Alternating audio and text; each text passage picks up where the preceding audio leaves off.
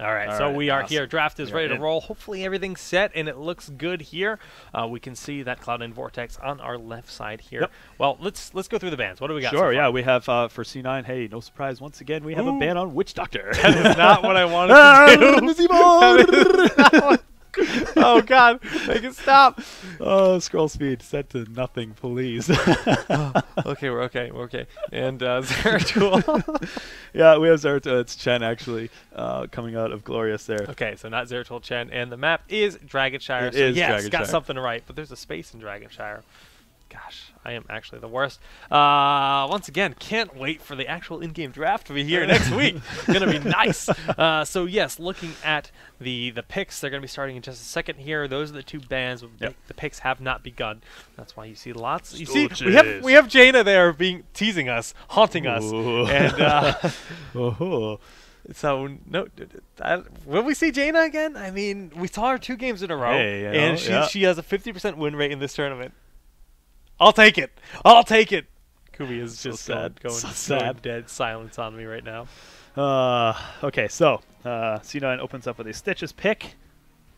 I mean, it's been working for them. Did they go? Yeah, they were Stitches last game. They took a Bile. They go the Bile. They took Stitches games 1 and 3. That's both the games that they won. I mean, it's been working for them. We're talking about the Amplified Healing, Malfurion, Stitches that just Yeah, should have died. That even combo with has been working really well for them. And you know what? I'm going to be honest with you, Jake, here. I'm giving them a little nudge. That was the build I was going before all the slam stuff. I think this build is really quite strong. Actually, no, I take it back. I was doing Regen Master level 1. The fun thing, though, is that build that you were going was being paired with my Malfurion. Oh, wow. So we're like so meta right so now. So meta. No, but seriously, I mean, really nice builds coming out of them. The Malfurion build is not cool. identical to what my Malf build was. I like the slow on the Moonfire that we're seeing out of what neat. Chef And it has picked them up a couple kills that allows them to chase a lot easier. It allows Stitches to secure more, hooks in situations where you have somebody that's a little bit too quick to get away from. So, neat stuff. I like how all that stuff is synergizing together. And you know what? It's been working well for them. So we love to see these kinds of shifts all the time. It's fun. That said, Glorious, they are countering that Stitches pick with an Arthas and a Zeratul. Now, Glaurung, known for his Zeratul, Kerrigan, and Stitches, and his Zeratul, a lot of people actually consider his Kerrigan to be the scariest of them. And, Arthas Kerrigan, really strong pair. I wonder if this is like a ploy for them to get Kerrigan too and have someone else play Zeratul. I wonder, because they have Arthas. You're right, though. Arthas and Kerrigan are really, really scary composition, and I'll explain why. It's basically because you have a situation where those two heroes will roam together early game, and Kerrigan will just pop out of the bush and leap on, get the stun. That allows for the follow-up with the Howling Blast, and then at level 4, both of those heroes can take Envenom, which is a sizable chunk of basically burst damage. Difficult to deal with, so... so far, we're not seeing that. Actually, Glorious has decided to go with Falstad Hammer. Yeah, so those two have been picked together quite a bit. No Falstad Hammer here. No Kerrigan happening, period. No Kerrigan. And note, that's Glorious picking up Hammer, and we see iDream playing a lot of Hammer lately, which is, of course, Cloud9 Vortex. It's a very good but point. that's not going to be the case in this match. And we've mentioned this before as well. Hammer is quite strong in this map. She can siege up bottom lane. She's been rising up the ranks just as a hero, standalone hero on her own. Resurgence, you got to consider that. There's a lot of things that make her very good. She's been picking up steam, and that is a level 10 Hammer. I like that skin. That might be my favorite skin in the game. It is this cool black with the red trim. Let's derail this draft conversation. Talk about skins, because that new skin video Blizzard put out. If you guys haven't seen that yet, you guys have to check it out. They put out some really cool skins. The tiger mount. There's some new skins for. We haven't even gotten this year yet, but for oh jeez, I'm already blanking on his name. What's his name? Thrall. Yes, I'll get it. There's a song called Mad Tiger by a band called Poly 6, and it's actually just insane, and it's like pretty much sums up my high school experience. So I'm gonna ride the crap out of that tiger. Dark times for Jake and the fun fact, Kubi and I once upon a time played Super Smash Brothers together competitively, and our team was called the Lion Riders. Yeah, you're right about that. Wow, that was all right. A throwback back to the draft. Brightwing and Muradin being picked up here, and I like it a lot. I think it's going to work out for them. I like this composition. I mean, they have not Malf, but again, we've seen Shen's Brightwing a lot in the past, and it's Very good. It's very good. I mean, I've gone to say that his Brightwing is easily his best hero, but recent events, we've been seeing a lot of strong play from his Mouth and Uther, so Chef looking to be a pretty well-rounded support player. And, you know, both comps looking to be really good here, especially for Dragonshire. Yeah, I like the... I almost want to say I like Glorious's composition over C9's here. Just because I mean, you would even say that with both Vala and Tychus. Yeah, they're a bit. They have Arthas too. You don't like double tank though. You've never liked double tank. Double tank's okay. I don't have necessarily a problem with that. I just feel like they're going to be able to control situations a lot better. But that's just the gut feeling I'm getting. Yeah, I mean, a lot of it's gonna come down to hooks. We're gonna see Putrid Bile here for sure. Odin, I don't think we'll see Blinky out of Sheth, but then again, I haven't seen his right wing in a couple weeks really. I mean, Emerald Wind is just as viable as Blinkheal in this kind of composition. But then again, we've seen that crazy Stitch's stability with amplified healing. And Blinkheal amplified healing. Maybe he's just as hard to kill with a Brightwing as he is with a Malfurion, but the game is going to be underway. And guys, as we boot up here for our semifinals, this is a best of 3, but go ahead, go to Twitter, tell your friends and family to come check out the game. Tell your dog and your cat, like you always like to say. Dogs and cats should be watching. They should have their own computers. What's wrong with you people? Not treating your pets well? They should have computers. I just picture like this dog that actually has its bowl like in the laundry room, and it has its own desktop on the floor right there. Yes, this is dog. All right, guys. Well, we are loading on into this game here for the first match between Cloud9 Vortex and Glorious of the semifinals of King's Storm, weekly number 7. Kubi? Yes, absolutely. So for the blue team, this will be Cloud9 Vortex. We have Liquid Chef on Brightwing. Rarjar will be playing Tychus. Bobby Hank Hill on Stitches. iDream playing Muradin. And K1 Pro will be rounding it out on Vala. No Jaina this game, so I'm kind of disappointed. That mount would look beautiful under the Proudmoore itself, but not going to be the case. But on the other half of the map, we have Glaurung playing as Zeratul. Syracuse will be on Falstad. Mrs. Hammer being played by Cthulhu. Nirak riding that BlizzCon mount. What's it called? The Nexus Charger? Nexus Charger. Such a pretty tint. And of course, last but not least, we have ZPs also on a Nexus Charger. Now, Dragonshire, we talk about Hammer on this map, but also stuff like hooks are really huge on this, and yeah, they can be impactful. Maybe not so much as compared to some of the other maps like Cursed Hollow. Right. But there's definitely some room for some huge hooks to come into play. So we'll have to be keeping an eye out for that. I do have to say, based on the composition we're seeing out of Cloud9, I'm surprised we don't see Mouth. Yeah, you think so? You think it just fits more? Just to more sustain healing, or? It's the more sustain. It's the Stitches. The roots in these kind of shit! areas. Getting real low. Okay, he does back up behind the... That's so close. Goodness, he's just going to be able to Hearthstone back and phase shift back onto Rarjar or K1 Pro here in this bottom lane. But man, that was close. So, alright, let's go back to that point about sustain. And it's funny you say that because I checked the healing numbers for this past game where it was basically Brightwing versus Malfurion, and it was dead even. Yeah. They were like 110k healing each. So it's hard to argue. One of them is AoE, the other one's like a slightly more spiked. It's but like more the kit that I like, though. I mean, Poly is great. You can never disregard Poly, and especially double Poly.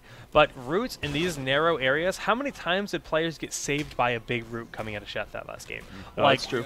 I mean, it's not as crucial to zone, and maybe they're valuing Criterize as a talent more so than just the root. But we'll see what their plan is here. I saw that you had pulled up the talents, and I want to talk about. It seems like there's always 1 in 10 of the first set of talents that are picked. That's kind of weird, interesting. yeah. But nothing really here. I guess we can talk a little about Stitches. He's taking the upgrade to Devour here, which gives him another 50% healing over time to his Devour ability, which is just like a small amount of damage. Takes some heal. That points to exactly this. We know that he's going to take Amplified Healing. Those two tend to get paired together because the Amplified Healing affects that additional healing off of the Devour. Wow! Whoa. I actually just didn't even look at the middle lane because I didn't think there was any chance that Dragon would be picked up. Yeah, they caught iDream sleeping. Yeah, I guess so. Glaurung sneaks on in there. He is in fact Zeratul, but that's huge. Yeah. I mean, and actually, not only it's a surprise to us that this happens, but like it's probably a surprise to Vortex as well because he was able to get in there, slap down that tower immediately, and there was a slow response coming out of Vortex. Like, whoa, what just happened here? How did this come to be? And They're actually trying to trade out lanes here. Their Vortex is pushing very hard bottom, kind of. Against Chthonlock, who is alone by himself, versus 3, even if he is Sergeant Hammer, it's really hard to defend that. I like this. Oh! Yes! Out of the wall! Yes! No, Chthonlock is pretty low, but he throws down a few mines. They're trying to power down that wall, but it's not going to be enough. That was amazing! I love seeing stuff like that. Take my money, because I am sold on this play. Oh, man, that was cool. I am so pleased. He just barely got caught over the wall. I think that's the first time I've seen an intentional offensive punt like that from a rotation. Like, he went out of his way to rotate because they were forward to punt him back. And actually, there was a little bit of a misplay out of the Tychus there because you saw him use his dash towards the Dragon Knight because he was like, okay, maybe I can just kind of close this gap a little bit so I don't get punted as far. He should have just changed his angle compared to the Dragon Knight. That way he wouldn't have gotten caught behind the wall. May still have died, but I don't know. Wrong is actually just stealing Knights right now. He's stealing the show, man. Yeah. He's making all these plays, stealing the Dragon Knight, taking the Knights. What is this? What a guy. I mean, he's a very talented player, that's for sure, and we were seeing some nice stuff out of him right now. Nirak just kind of guarding the Giants, it looks like. Bottom lane has received a lot of aggression on it. Those walls are very low. Syracuse getting picked off. So, I mean, this has left us very, very little time to talk about talents here, so why don't we go ahead and do that really quick. Some of the, I don't know if there's any particularly interesting builds. Uther is going the typical protective shield into Cleanse. Cleanse has taken quite a bit of popularity lately, especially after EU has shown some of its ability. Of course, that's 1 second of CC immunity going forward. Arthas is going the very typical sustain build. Sergeant Hammer, extra range, mostly an auto attack build. We're probably going to see bullhead mines and extra mines at level 16. Syracuse just going the pure mage build, and we see Liquid Chef caught out of position. And he just gets blown up. I mean, there's no other way to look at the big rotation there out of Glorious. They were a little bit far forward. I mean, yes, they picked up the towers, but that was just kind of a little bit too cheeky play by them, and they lose their right wing for it. And I just want to point out Gust of Healing. Yeah, I've actually, every game I've been paying attention to that. Every single right wing player has taken Gust of Healing. So it comes down to that, like, there's so much burst in this game, and it comes down to, like, that on-point healing. That's something that Brightwing lacks compared to any other healer, and that's...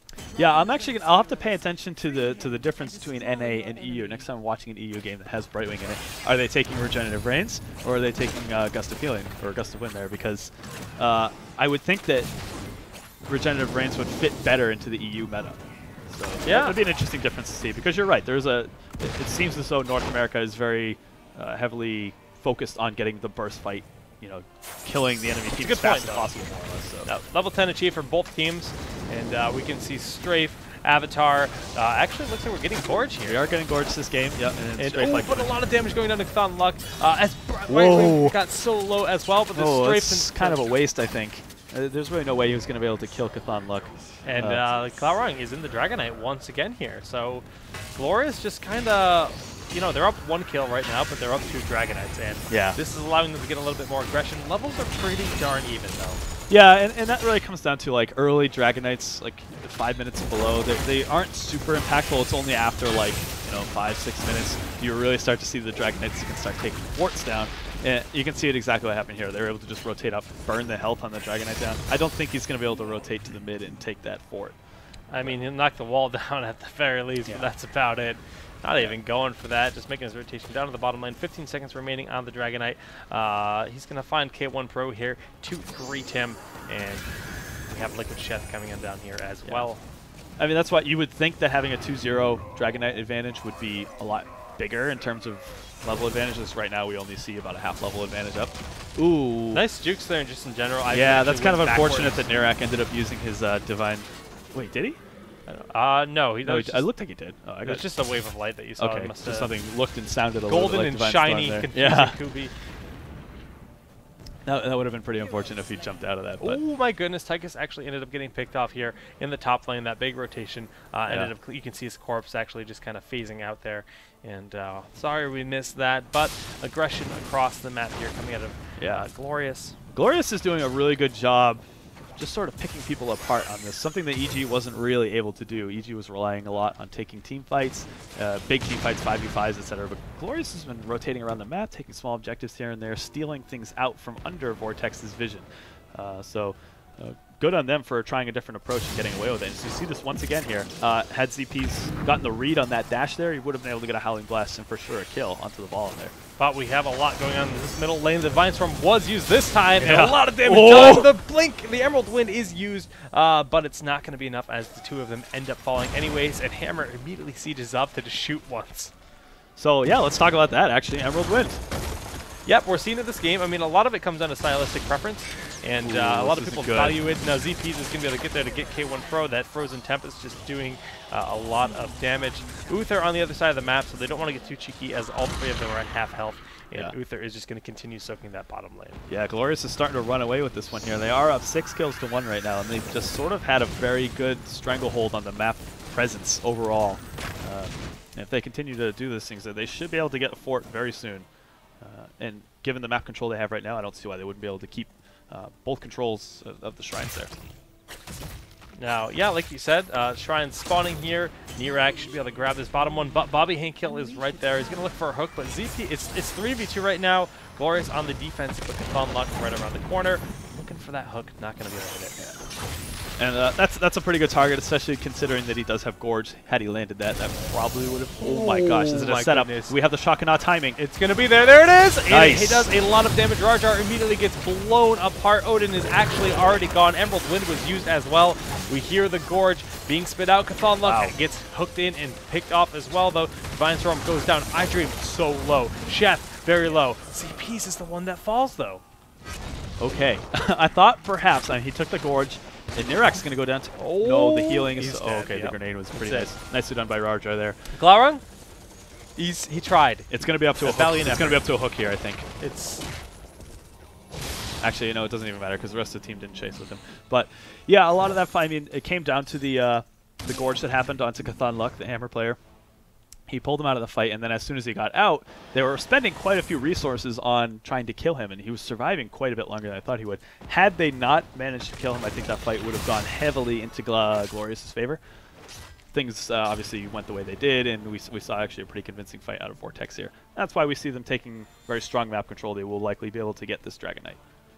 Now, Glaurung is here to peel for the Dragon Knight as long as it can. Oh, now that hook, Bobby I thought that was like a predictive hook for the wormhole, which is the level 13 talent that Zeratul grabbed, which allows him to blink in, and within 3 seconds, if he blinks again, he returns to his original location. Sort of allows him to sort of jump in, unload his combo, all of his cooldowns, and then blink back out into safety. It's a nice attempt there to read with the hook, but no dice indeed. The shrines have changed hands once more. Now they're red for Glorious. And, you know, Vortex all in the middle lane here. They do have the Mercenaries pushing in the bottom. Knights had been started, but were aborted. And we see ZP's going in on the front line. Now iDream gets the Sun on Glaurung to stall out that Dragon Knight. Glaurung's going to keep trying to steal that. It's an annoyance. We see the Dwarf Toss, but it's just a little bit too late. Now Nirak needs to use Sprint here. He's backing on up. The Shotgun did a lot of damage to Rajar. Bobby Hankill taking a lot of damage as well. And ZP's just in the front line getting so much healing out of that Army of the Dead. Yeah, I'm curious to see what approach they're going to take to the rest of this fight. Dragon Knight at this point in the game doesn't actually do a huge amount of damage. Oh, that would have been a pretty good hook to burn down the rest of the health on that Dragon Knight. But yeah, we see actually Glorious is backing up a little bit, surprisingly. Yeah, they're backing on up here, and it's actually going to turn into an aggression scenario for Cloud and Vortex where they know they can push at that wall. Now, Glaurung has backed up here just to clean up the bottom minions. Ooh, and he's a nice rotation. Is he going to punt? Is he going to get a punt? No. Not going to get the punt. Oh, he's going to knock him in. Now Bobby Hankill going to get knocked into those towers. Not a big inconvenience for a tank like himself. You see Avatar here on iDream. Divine Storm hitting both chest and iDream. Oh, Emerald Wind was just not there soon enough. You know, Blink Heal. That's their sustain. They should jump into this. Yeah, they should, and they will. All 5 members at least have 60% health or more, knocking him out just for a little bit here, and that fort is going to fall. Wow, okay. I kind of like what they did there. The fight was sort of getting pushed back to their wall, and they said, there's no really good position here. So because they have no vision of the wall, Vortex doesn't, you basically saw the Dragon Knight go out, go all the way around to the bottom, and they, of course, they being Vortex, can see where the Dragon Knight is at all times, but they can't see where the rest of the team is. So the Dragon Knight walks up, and Vortex is like, are they still behind the wall, or are they behind the Dragon Knight? We don't know which it is. And that allowed them to get a really, really sick rotation. They punted Stitches out of the fight, and that gave them a 4v5 situation for a couple seconds. They dived right in onto Brightwing there, and they were able to kill. That's their sustain. That was the green light for them to move in to take out that fort. Really cool play. Yeah, really well done. So Knights being traded here on each side of the map. And just looking at the talents, I mean, pretty standard stuff across the board. Like you said, the bullhead mines here. Well, minefield and bullhead mines for Hammer. What we expect to see out of her. Fishing hook was in fact picked up. We've seen it used and used time and again. Critterize, as always. Rewind for Brightwing. Just honestly really standard across the board. Looking at the stats, healing is really close between Uther and Brightwing. And we see a lot of damage coming out of Falstad. Actually, one of the talents that you weren't able to mention was the imposing presence on Nirak's Uther. And I'm not really convinced about this one. Maybe if Vala had gone an auto attack build, perhaps he'd be cutting out quite a bit of DPS there. I guess it's sort of to deal with Tychus. Hold on. Big Void Prison goes down. Bobby Akil taking a lot of damage as well. He's completely segmented from the rest of his team. Nirak, in the front lines there. I don't think he survives from, but the hook gorge going down on Falstad. Sure. Yeah, I guess it's going to work out for him. Oh, but Syracuse, he gets the shield, he gets the heal. The shotgun almost gets off. That would have been pretty big. So Nirak is now out of position. No sprint? He probably does not have sprint available, but I don't think it matters because he's forced to back up, and it's 4v5, so they just have to leave here. Well, this is probably not very good for ZPs. Yeah, Dream can leap onto the other side of him, and that's going to be it for ZPs. Yeah, and that leaves 2 heroes down for another 30 seconds. It's good that he didn't waste Army of the Dead, because he kind of knew that his life was there was forfeit. no way he was getting out of there. Might have wasted a little bit more of Vortex's time, but in the end, he was probably going to die regardless. Right. Is it worth it? Are they going to be able to start the Dragonite? I mean, we'll see. Yeah, this is good timing for them. Both the shrines are available, and we see that Glorious is sort of pouring all of the resources they have left into this bottom shrine. It's like, we're not going to get the Dragonite, but we can at least make sure they don't. Right. It's all about just delaying right now. It's a delay game. Now these Giants are going to be picked up. They know that this is really what Glorious is going to do, and they're just going to take the other opportunities that are available on the map. We see all 5 members of Vortex rotating to the bottom lane. Oh, this is kind of getting scary for Glorious here. We see that Glowering has rotated up to the top to steal that shrine. Oh, Cathan Luck the Gorge. What a hook. Oh, now, the nice. Oh, the stun on his heat. Now, they tried to body block there. Very nicely done by Idru, but it's not going to be enough. We see full retreat here. This bottom lane taking a lot of damage as well, but Glorious is going to be able to regroup and kind of get everything ready. That was very close. There was about like 1 more second of cooldown on Gorge there, so if he had stalled out for like just a split more second, and then he could have gotten it. Ooh, that's taking no a lot good. Of damage. He just got Void Prison off cooldown, and he had to use it almost immediately just to force his safety, make sure that he's going to be okay. And Rajar just continues to spray and pray. Yeah, I mean, Glorious looked very, very strong in the beginning part of this game, but slowly but surely, Vortex has been taking fights, they've been taking objectives, holding that map control. They're doing everything in their power to make it back, and they're taking the lead, I'd say. Yeah, I mean, we can look at the levels. They have almost a level advantage here, and they're pushing down this top lane. They're going to get this fort because Glorious is nowhere near anywhere close to They're just taking the Giants on their side of the lane here. And it looks like Glaurung is going to take a bit of a risky play to try and cap the top shrine here. And they can see that. Yeah, Rajar, Chef, and K1 Pro are Can they get there in here. time? He's going to be able to blink out. Oh, he does capture it. He does capture it, but does he live for this? Yeah, he doesn't have Bolt of the Storm. He's not level 20. Wow, actually, super nice rotation of the rewind there. He timed everything out perfectly there so that it was casting Avatar with the auto attacks and then weaving in the Storm Bolts to catch the extra stun. It was exactly enough so that he wouldn't be able to blink out. So well played there from iDream. Nicely done on the Murder. But like you said, risky play doesn't pay off. As that's very true. And they're pretty much giving up a Dragonite now. There's no way they can contest at this point. I think you're right about that. 12 seconds left on these Knights, but they're going to disappear as soon as this Dragonite spawns for Rajar. Here it comes. Rajar is going to walk right down. As he gets colorized, he went from being completely colorless. So that's going to be a mid-4 at the very least. They may even push in, take the wall, put some damage onto that middle keep as well.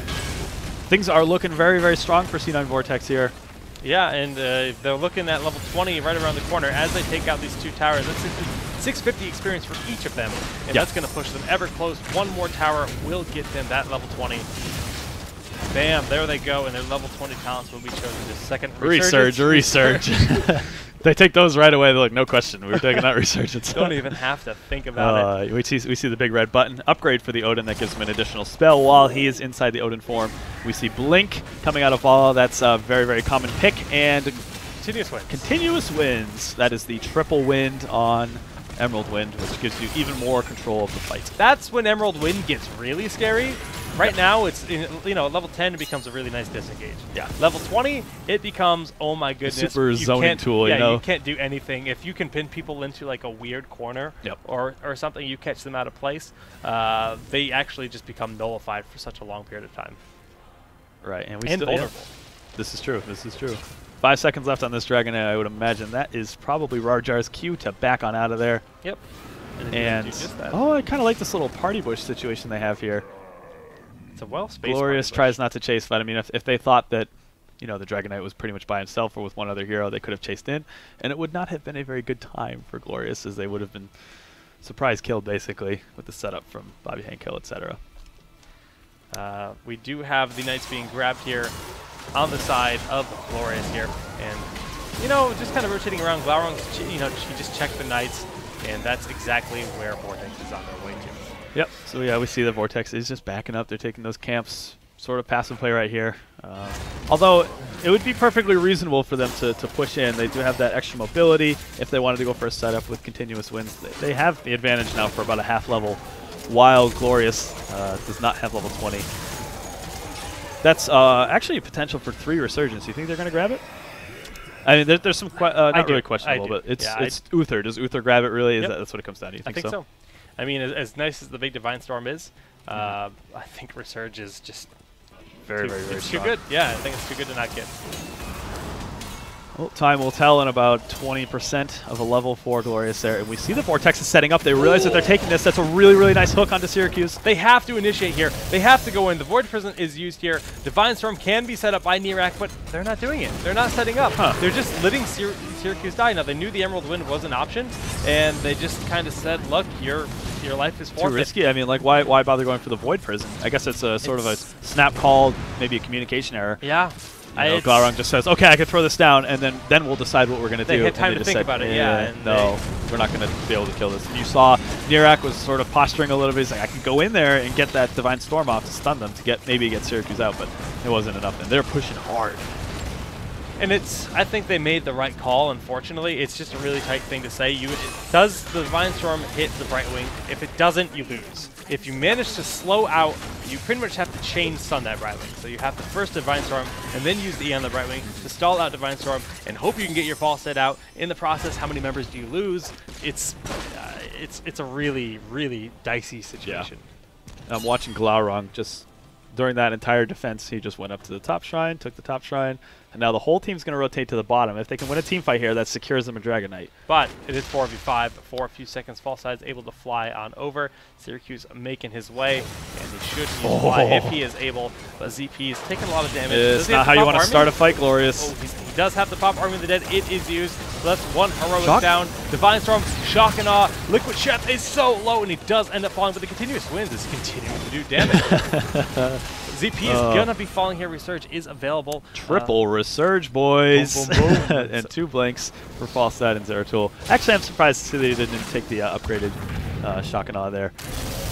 Void Prison used pretty preemptively, trying to secure this kill on K1 Pro. Now Chef, of course, is dead, but the Bolt is used over the wall. Glaurung getting very aggressive here and actually opts a Wormhole. That is probably the worst feeling as a Zeratul player to like throw that down. Everyone gets set up and just like, I'm just going to blink over the wall. And like, I just wasted. But they got Bobby. Seconds. That's nice. Now that's Resurge. Yeah, that's Resurge.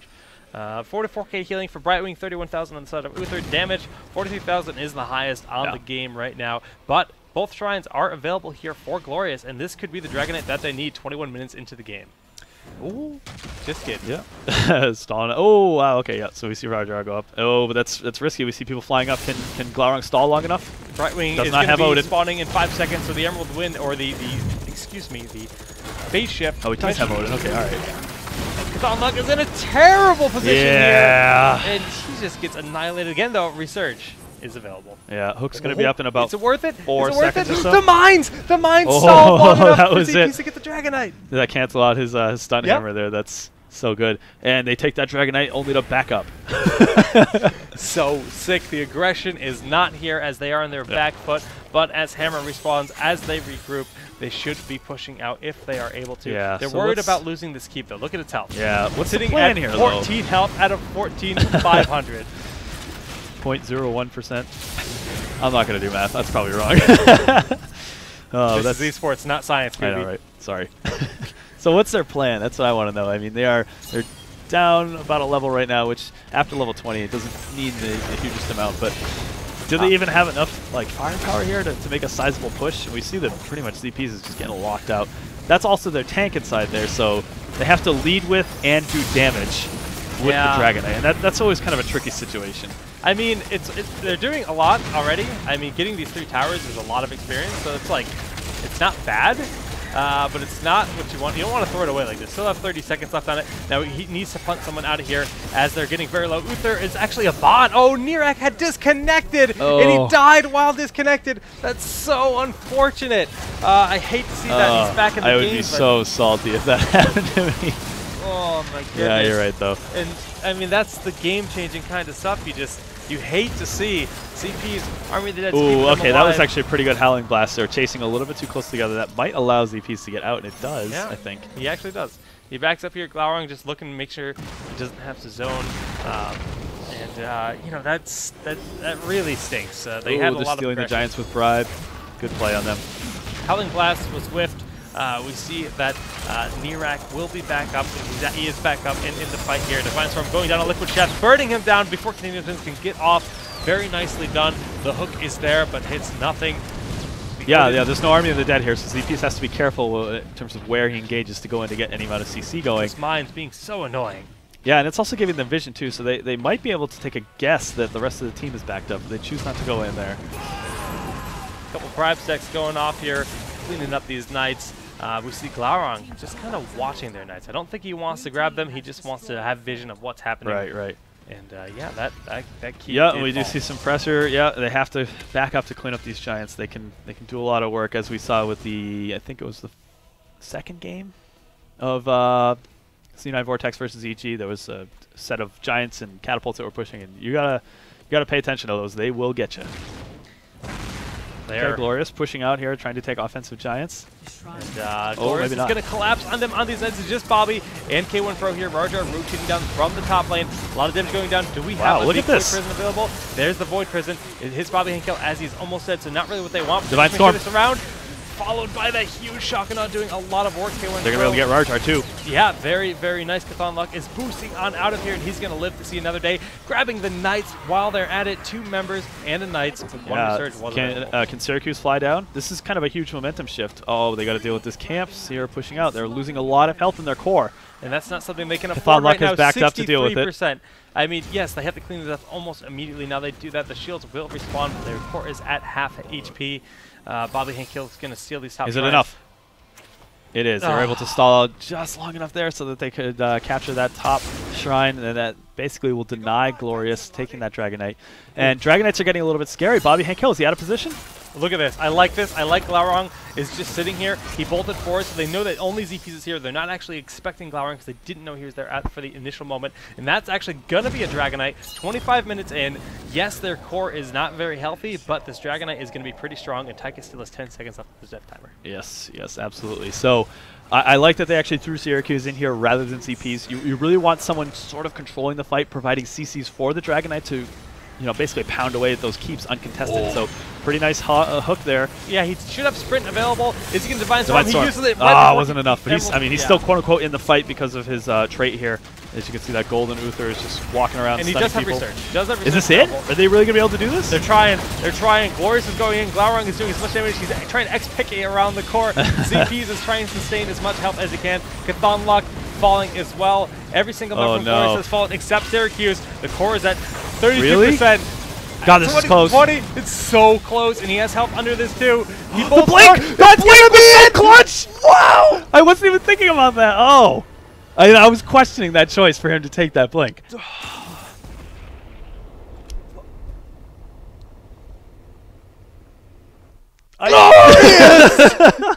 all I have to say. Wow, that was okay.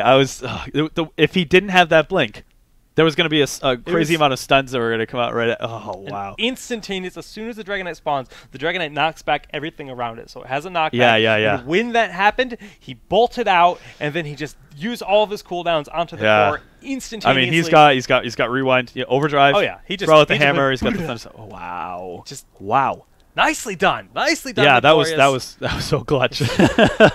They were honestly well on their back foot. They had 2 keeps down. Yeah. Yeah. And we've seen that time and time again on this map. You slip up for just a second. That's what happened to Vortex. They slipped up. They lost control of the map for just a few minutes. We saw Glorious able to go up, take control of those shrines, and then the rest is history. The rest is history. Guys, we're going to get ready for game number 2. That was a crazy game, and I'm excited to see where we're going for our next map. But we'll be back in just a few minutes, so you stay with us.